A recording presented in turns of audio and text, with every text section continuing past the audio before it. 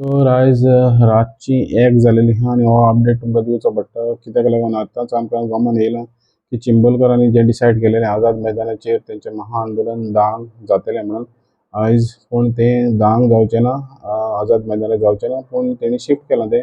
old Goa Gandhi सर्कला कडेन धांक जातलें आतां हें डिसिजन तांकां घेवचें पडलें कित्याक अकस्मात डिस्ट्रिक्ट मॅजिस्ट्रेटान पणजे सेक्शन 163 अंडर तेणी